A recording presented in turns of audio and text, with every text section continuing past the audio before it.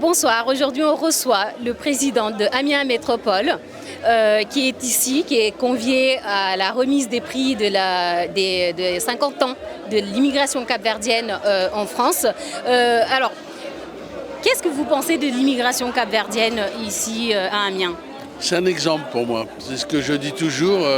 Ici, par exemple, dans la métropole et aux environs, on imagine qu'il y a environ 2200 Capverdiens qui se sont admirablement intégrés, qui sont composés de gens qui ont su se donner dans leur travail et parfaitement s'assimiler dans la population.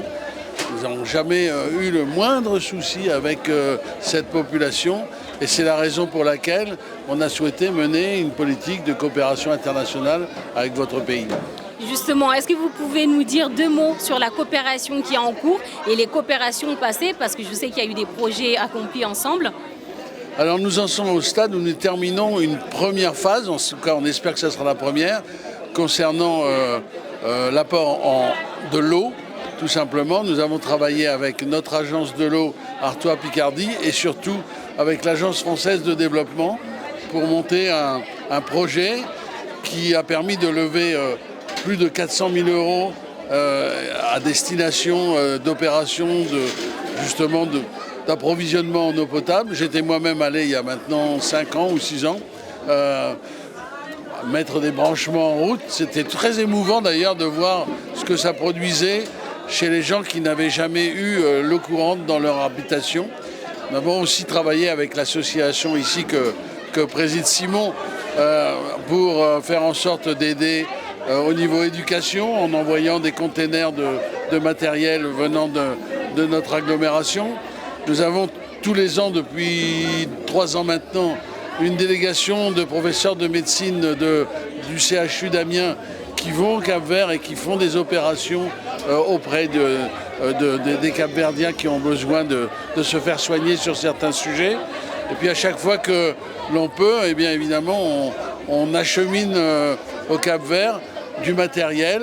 Je crois que récemment, nous avons fait en sorte d'envoyer un appareil pour les ordures ménagères dans ce pays. Donc on a vraiment une politique test suivi. Et maintenant, on essaye de monter un deuxième dossier auprès de l'Agence française de développement pour continuer l'approvisionnement en eau potable. Et justement, ce projet, c'était sur l'île de Santiago, il me semble. Est-ce que vous avez des projets d'aller sur d'autres îles? Parce qu'on sait qu'ils sont tous concernés par le problème d'eau. Alors c'est la raison pour laquelle je me rendrai au Cap-Vert du 2 au 5 février prochain. D'abord pour faire connaissance des nouveaux élus, parce qu'il y a beaucoup de changements. Au départ, nous avons travaillé essentiellement avec Santa Catarina, mais aujourd'hui, on s'oriente vers des coopérations avec San Miguel notamment, et sans doute d'autres communes. Ça n'est pas encore complètement arrêté. Je pense qu'on mettra tout ça au point lors de ma visite au début février.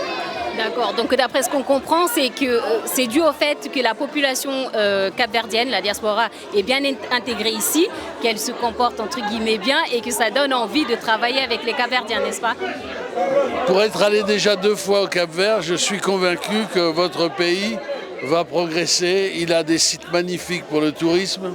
C'est déjà un paradis pour ceux qui aiment faire de la randonnée pédestre. Et puis, je crois que c'est dans la nature du peuple capverdien de comprendre que pour s'en sortir, il faut travailler.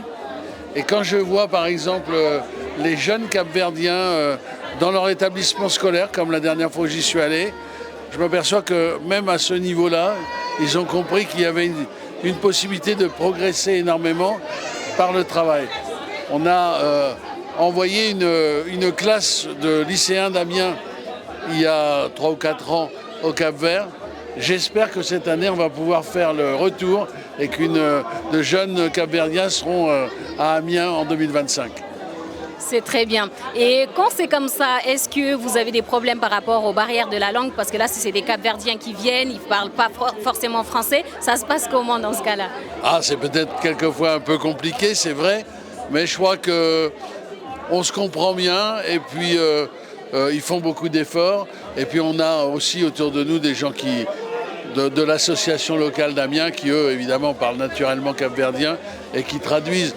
Donc la barrière de la langue, honnêtement, ça n'a pas été un problème jusqu'à présent. En tout cas, on l'a contourné. Et puis la chaleur humaine, ça remplace largement les problèmes de barrière humaine.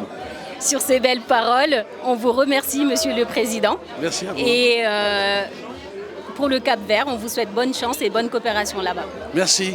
Merci à vous. Merci.